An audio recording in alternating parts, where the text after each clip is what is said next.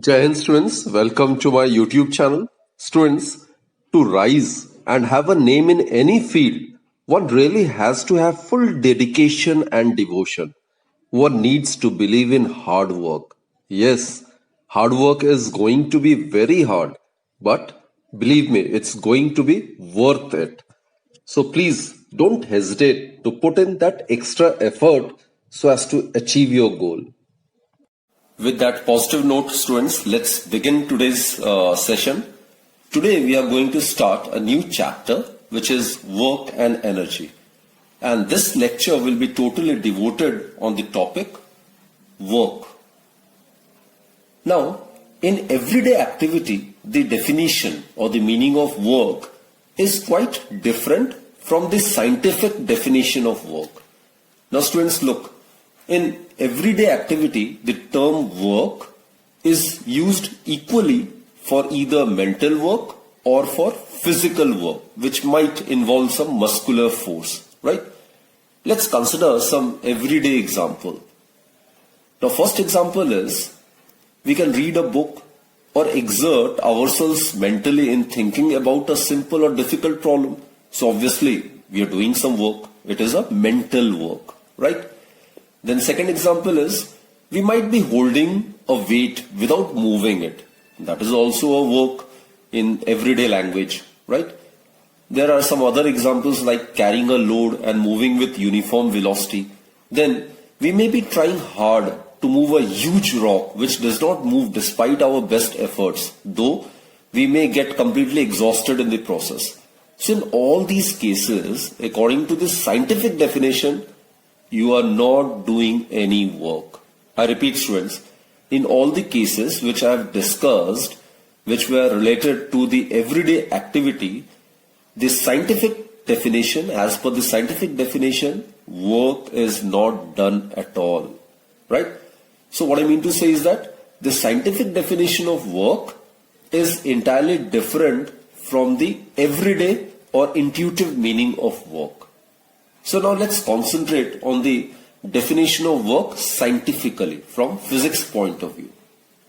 Now in physics, students, the term work is used in a special technical sense and has a much more precise definition, right? So in scientific terminology, work is said to be done. Work is said to be done when a force acting on a body, when a force acting on a body is able to displace the body, is able to displace the body through some distance, through some distance in a direction other than means except, other than perpendicular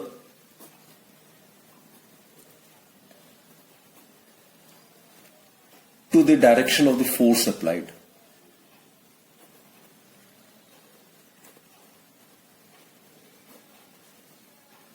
This is the scientific definition of work.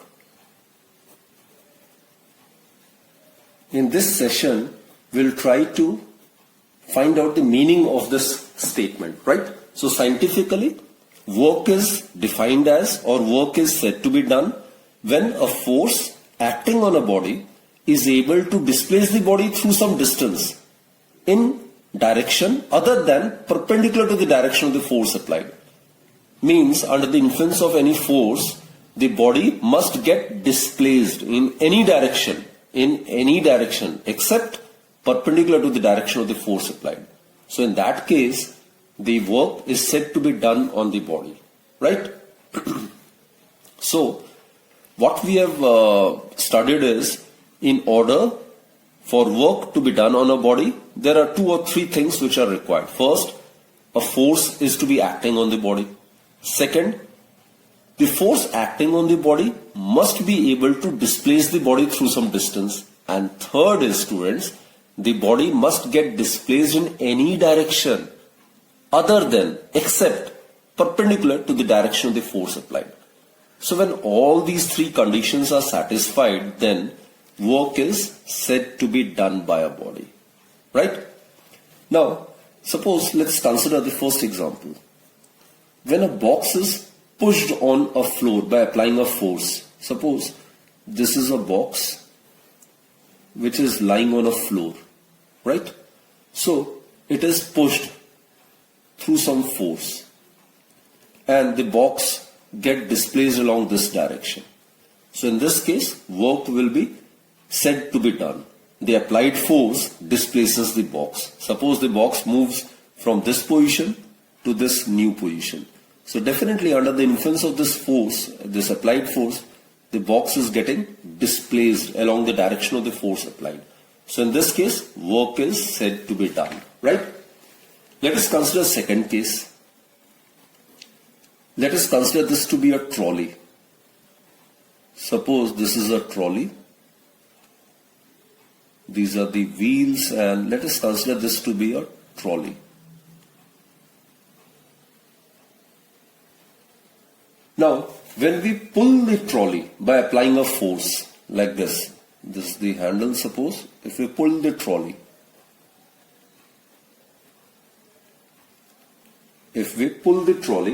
by applying a force and it moves through some distance along the direction of the force applied, suppose this is the direction along which the trolley gets displaced. S is the displacement, right? S is, suppose, the displacement. So in this case also, the work is again said to be done, right? This is the case in which the body is pushed, isn't it? The body gets displaced through some displacement S, so work is said to be done. In this case, the trolley is being pulled by this force F and it is moving through displacement S along the direction of the force applied. So here again the work is said to be done, right? Third case, students. Suppose a box is lying over here,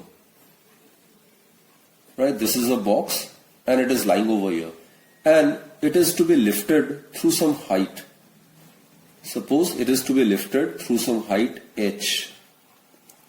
So what happens is some work has to be done against the force of gravity, isn't it? So when we lift a box through a height, we have to apply some force. So in this case, the applied force does work in lifting the box. So force has to be applied along this direction and the displacement is also along this direction, isn't it? So in this case, both forces acting on the body and the body is getting displaced along the direction of the force. So in this case also, work is said to be done, right? So from all these examples, it follows that work is done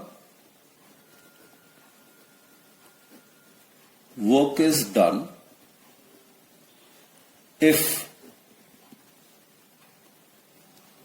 a force is applied on the object. That is absolutely compulsory. Without force, work won't be done. So work is done if a force is applied on the body. A force is applied on the body, right? Or the object. Second is, students, the object should get displaced from its original position, right? The object must get displaced, is displaced from its original position,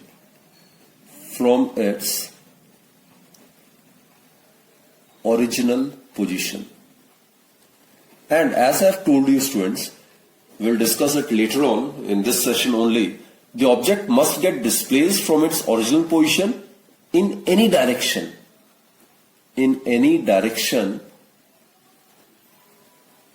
Except perpendicular to the direction of the force applied. Except perpendicular to the direction of the force applied.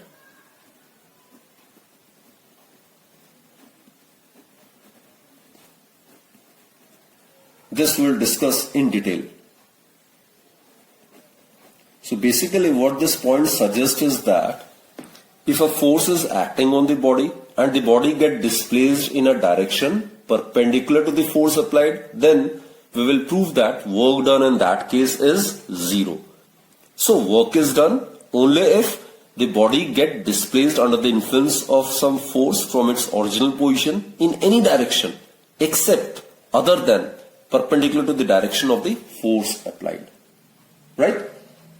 So no work is said to be done if any of the two conditions is not satisfied. So for work to be done, these are the two mandatory or compulsory conditions. Clear, students? So now let's work out on the scientific definition then. Mathematically, how to calculate the work. So the work done by a force acting on a body is mathematically given by, or it is numerically equal to, the product of the force and the displacement of the object along the direction of the force. So how to calculate the work done? So the work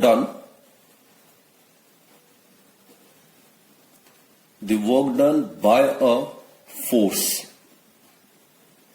acting on a body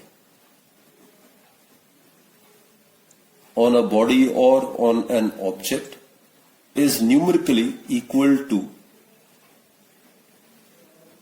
the product of the force applied. Force, it's been represented by capital letter F, and the displacement. Displacement I have represented it by small letter s. Displacement S of the body in the direction of the force. In the direction of the force. Right? That is mathematically work done. Let us represent by capital letter W. It is given by force multiplied by displacement of the body in the direction of the force. Now students, this formula work done is equal to force multiplied by displacement. It is valid only when the body get displaced along the direction of the force applied. Please do remember it. Right? And later on we'll discuss work done is a scalar quantity. It can be positive, it can be negative, and it can be even zero. Let us discuss the concept of work in detail. Let's consider the work done by a constant force. Now students, the direction of the displacement of an object and the direction of the force can have three different relations with each other.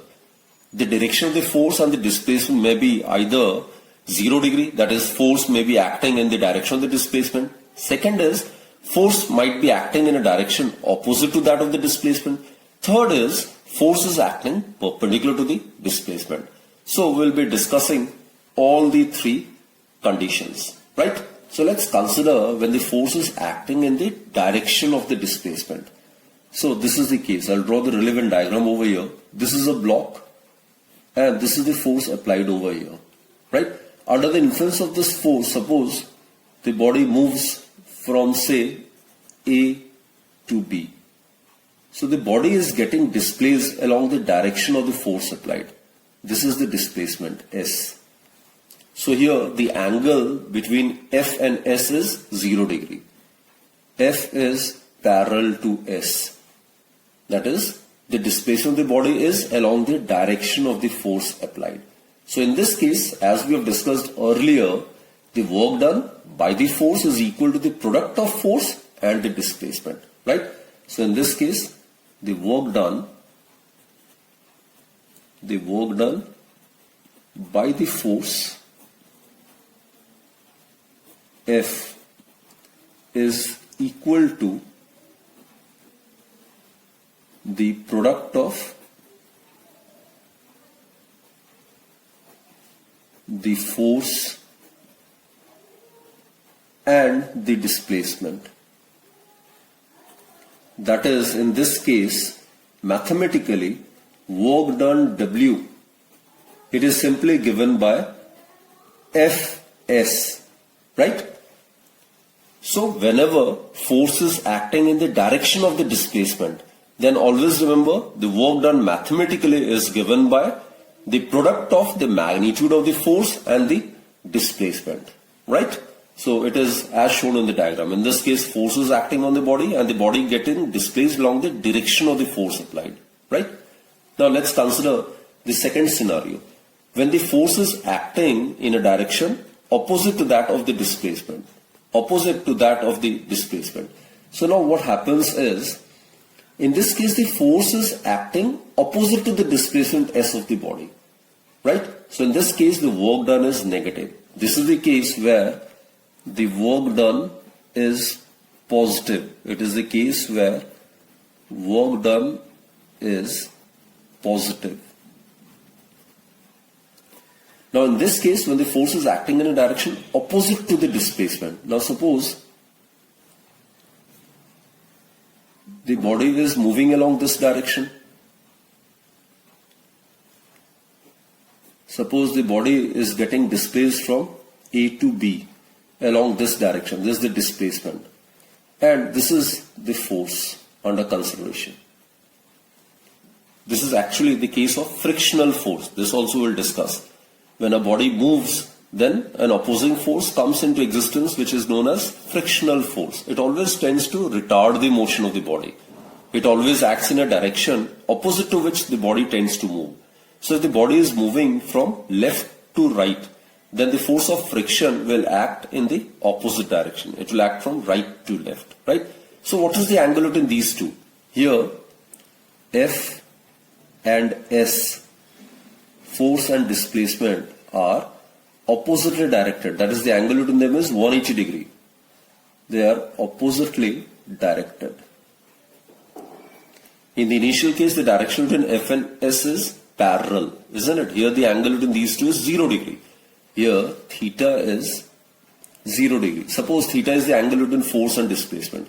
In the second case, when force is acting in a direction opposite to the displacement, then angle theta, which is the angle between the force and displacement, is 180 degree. Right? So in this case, students, work done is negative because both are acting in the opposite direction.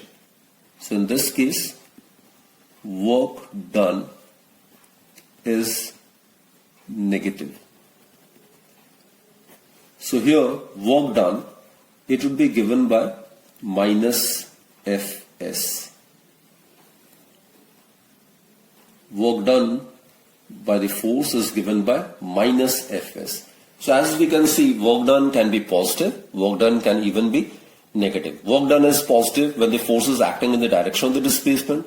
Work done can be negative only when force is acting in a direction opposite to the displacement, right? Now as I've told you, when the object is moving in one direction and the force is acting in the opposite direction, that is, the force is retarding the motion.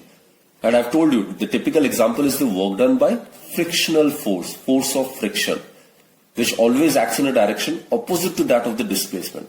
So the work done by the frictional force is always negative. So students, conclusion is, work done by the force of friction,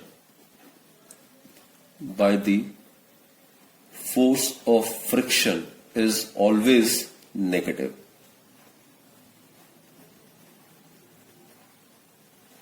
It is always negative.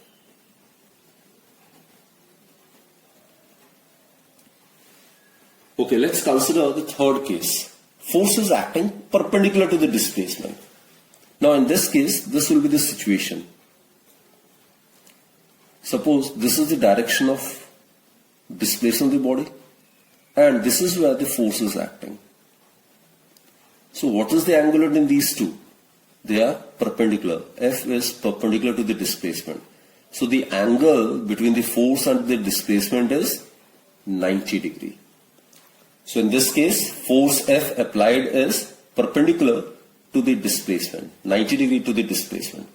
In this case, there is no displacement which is parallel to the force. The body gets displaced in a direction perpendicular to the force.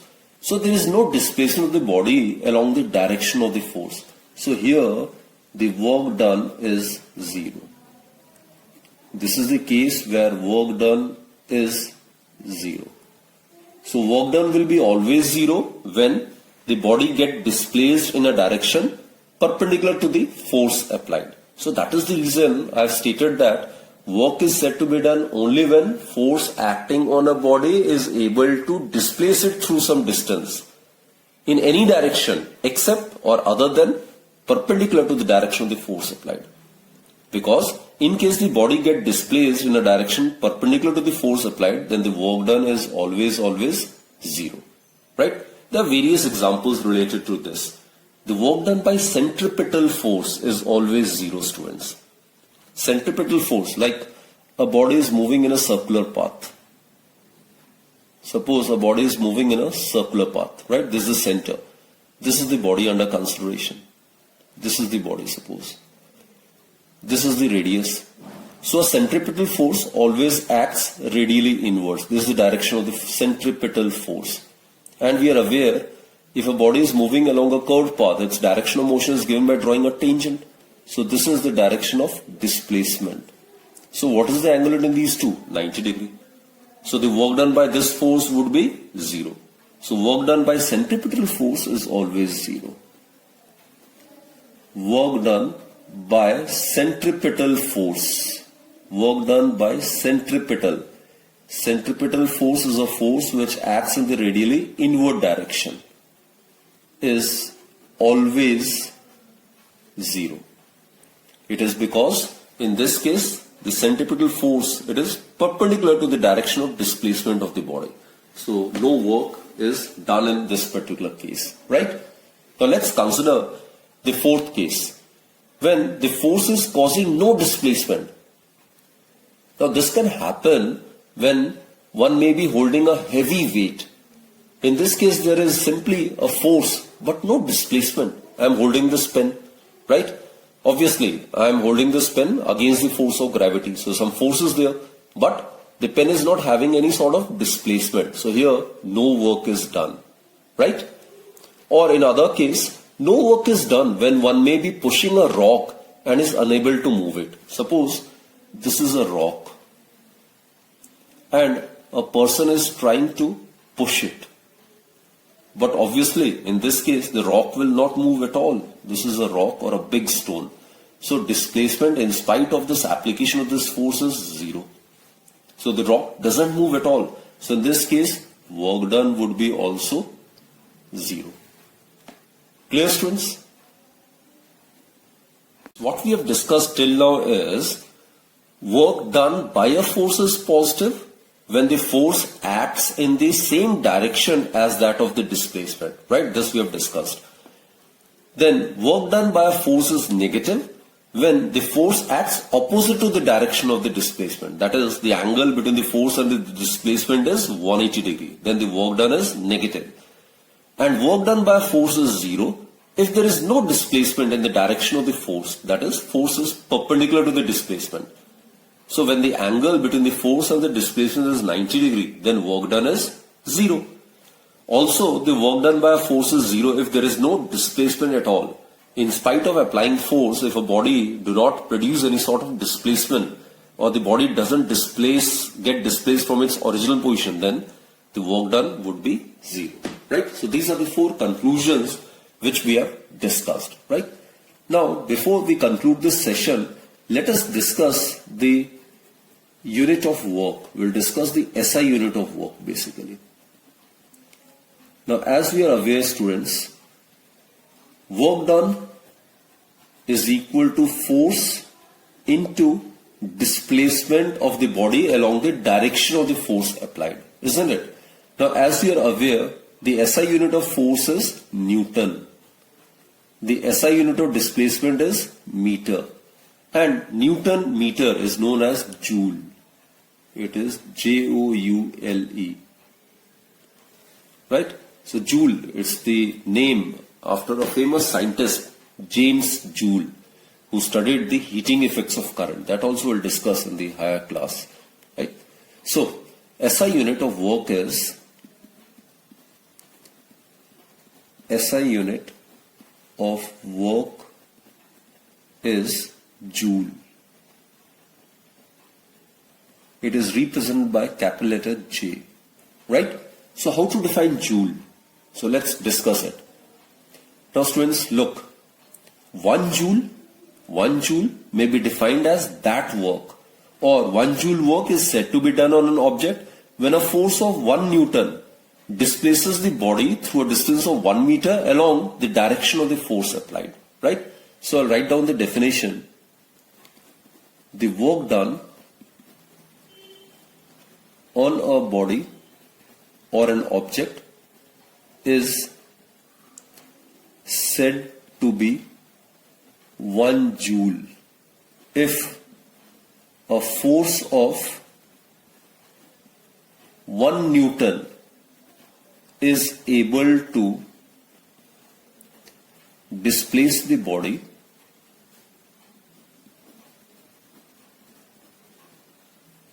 through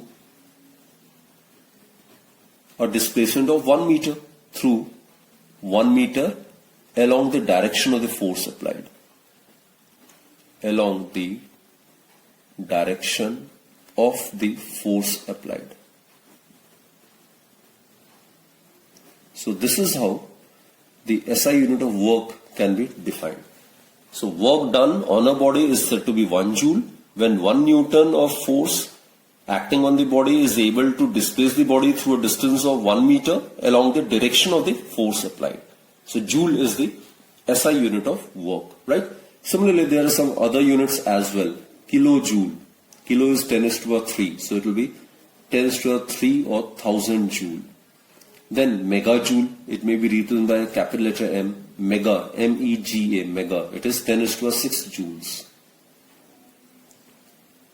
Now in CGS system, students, in CGS system or CGS unit of work is erg, E-R-G, erg. Now 1 erg is equal to, in place of Newton, we are aware the CGS unit of force is dyne.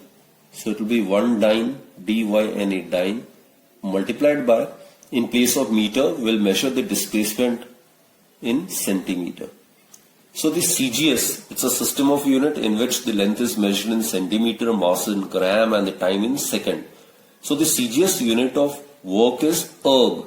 And as per this definition, 1 erg, it would be equal to 1 dyne. CGS unit of force is dyne, and CGS unit of displacement is centimeter. Now students, we are aware that 1 Newton is 10 raised to 5 dyne, right? So let's find out the relationship between joule and erg. So we know that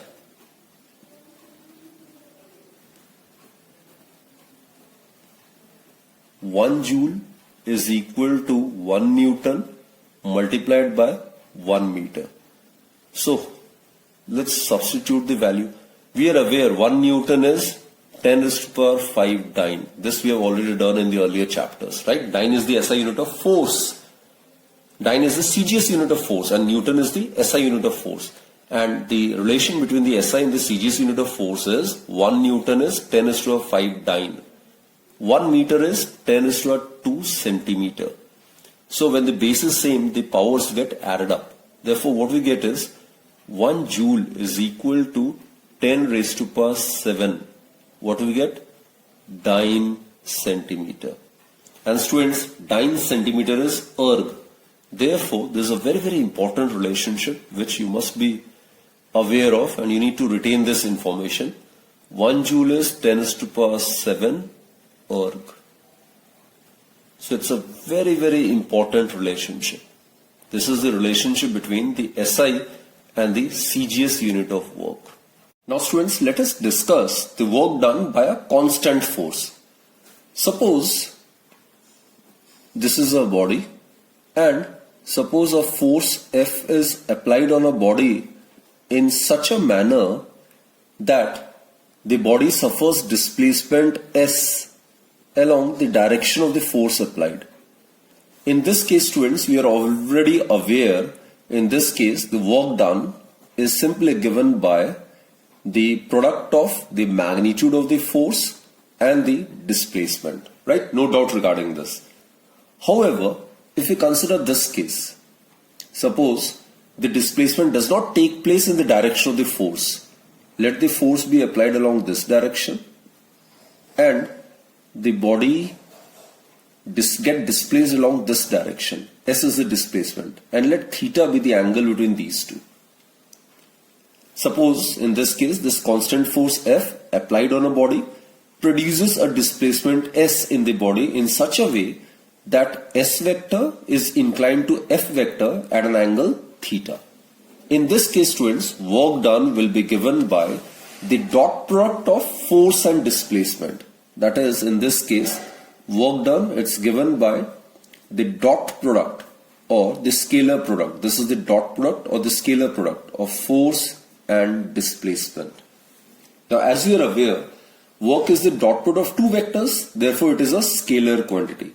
So work is a scalar quantity. Work is a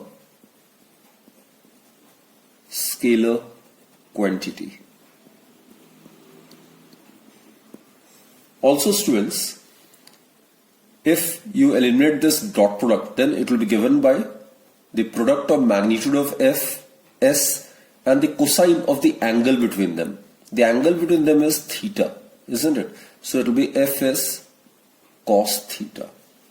So it may also be written as F cos theta multiplied by S. Now here F cos theta is, students, the component of the force along the direction of the displacement. Now if you resolve this F into two components, then this component along the direction of the displacement would be F cos theta. So it is this component of the force which does the work, isn't it? The component of force which is perpendicular to the displacement does no work. So work done by the component F sin theta is 0, while the work done by the component F cos theta is F cos theta multiplied by S. So therefore, work done may also be written as the component of force in the direction of displacement multiplied by magnitude of displacement. So this is how work done may also be defined, right? So work is the product of component of the force in the direction of the displacement and the magnitude of the displacement. So in terms of scalar product, work done is given by the scalar or the dot product of force and displacement. Now students, let us try to represent the work done in rectangular coordinates, right? So for that, what we do is, let us consider F vector be represented by Fx I cap plus Fy j cap plus Fz k cap. Here Fx, Fy, Fz are the components of the force along x, y and z axis respectively. I cap, j cap, k cap are the unit vectors representing the direction along x, y and z axis respectively. And suppose the displacement S vector is given by xi cap plus yj cap plus zk cap. Here again x, y, z are the displacement component along x, y and z axis respectively, right? Therefore, if you substitute the value over here, it is F vector dot S vector. So let's substitute the values. Fx I cap plus Fy j cap plus Fz k cap dot S vector, which is xi cap plus yj cap plus z k cap, right? Therefore, work done is, you're aware I dot I is 1, I dot j is 0, I dot k is 0. So we'll be left with Fx, this is the component of force along x direction multiplied by the displacement along x direction, plus j cap dot I is 0, j dot j is 1, j dot k is 0. So we'll be left with Fy into y. It will be Fy, it is the component of force along y direction multiplied by the displacement along y direction, plus K dot I is 0, K dot J is 0, and K dot K, it's 1. So we'll be left with Fz, it is the component of force along the z-axis, multiplied by the displacement along z-axis, isn't it? So this is the expression for the work in terms of the rectangular components. It will be Fx into x plus Fy into y plus Fz into z. Okay, now let's plot a graph between the force and the displacement. Suppose the vertical axis, this represents the force, the constant force, right? And suppose the horizontal axis, this represents the displacement.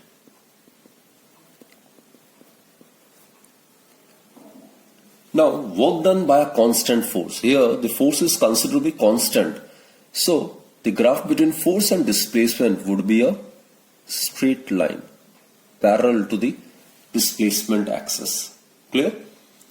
So, in this case, work done would be given by the area under the force displacement graph. Suppose this is the origin and this is S1. And let us consider this to be the new position B, and its displacement from here is S2. Now in this case, the work done by this constant force in displacing the body from position A to position B would be given by the area under the force displacement graph. That is, in this case, it will be given by the area of this shaded portion.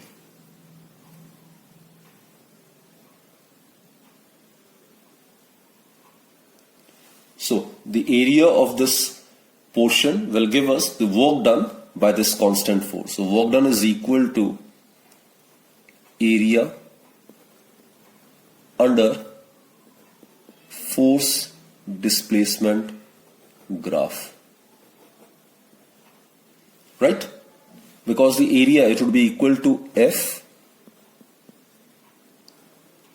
multiplied by this portion. It would be equal to S2 minus S1. So F multiplied by S2 minus S1. That will give us the net amount of work which is done in displacing the body from A to B under the influence of this constant force. Clear, students? Let us consider the work done by a variable force. Now when the applied force varies both in magnitude and direction, then the work done by the force is calculated as follows. Now let us assume here that the variable force displaces a body, say from position A to position B. Suppose this is position A and let us consider this to be position B. And this is a curved path, right? And let us divide the curved path of the particle which the particle follows into a large number of infinitesimally small displacements. And each displacement should be so small that the force during that displacement may be regarded as constant. So force is considered to be constant only for that infinitesimally small displacement, right? So let us consider one such extremely small displacement ds, right? And suppose the force is along this direction. And let us consider the angle between the force and this infinitesimally small displacement be theta. Now the work done in making the body to move from P to Q through this infinitesimally small displacement is given by dW. dW represents small amount of work done. It will be given by the scalar product of force and this infinitesimally small displacement from P to Q, which is ds. Right? So, what about the total work done? So the total work done by this variable force in making the body to move from A to B can be obtained by adding up the elements of work done over each of the infinitesimally small displacements between A and B. So this can be done mathematically by integrating both sides of equation 1. So what you get is total work done in making the body to move from A to B, it would be given by integration of dW from A to B. These are the limits. So it is A to B F vector dot ds vector, isn't it? Therefore, students, work done by the variable force in making the body to move through the entire path, that is from A to B, would be given by integration of A to B F ds cos theta. Now here remember, F can't be taken outside the integration because F is not constant, F is a variable. So work done, it would be equal to A to B. It can written in this manner as well. This is the component of force along the infinitesimal small displacement ds, right? So it can be rearranged in this particular manner as well. So this is the expression for the work done by a variable force.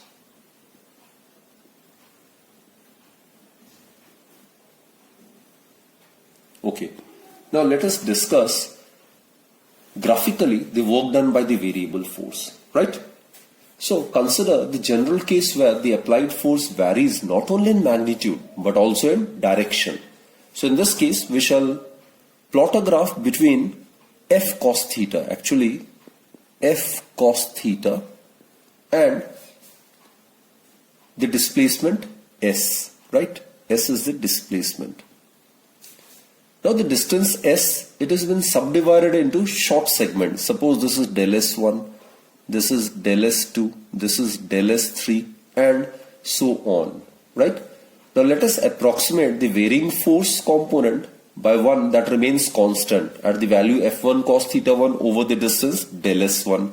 So suppose this force component is F1 cos theta 1, and during the displacement del S2, the force component that can be assumed to remain constant would be F2 cos theta 2. Similarly, for displacement del S3, the component of the force that can be assumed to remain constant for this infinitesimal small displacement, it may be considered to be F3 cos theta 3, and so on, right? So in that case, the work done would be done by the constant force F1 cos theta 1 in the displacement del S1, right? And in that case, the small work done would be F1 cos theta 1 into del S1. Similarly, the work done by F2 cos theta 2 over del S2 would be F2 cos theta 2 multiplied by del S2. So total amount of work done in making the body to move from, say, A to B, it would be given by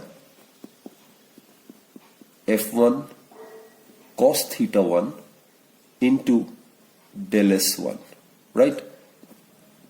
Plus F2 cos theta 2 into del S2 plus F3 cos theta 3 into del S3, and so on.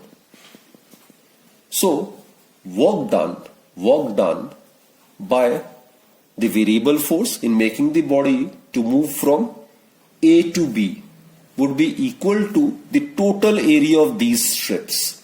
So as the subdivisions are made smaller and smaller, the total area of these strips becomes more and more nearly equal to the area between the smooth curve and the horizontal axis, bounded by vertical lines at the ends of the displacement S, right? So work done, it would be given by the sum of areas of the rectangular strips.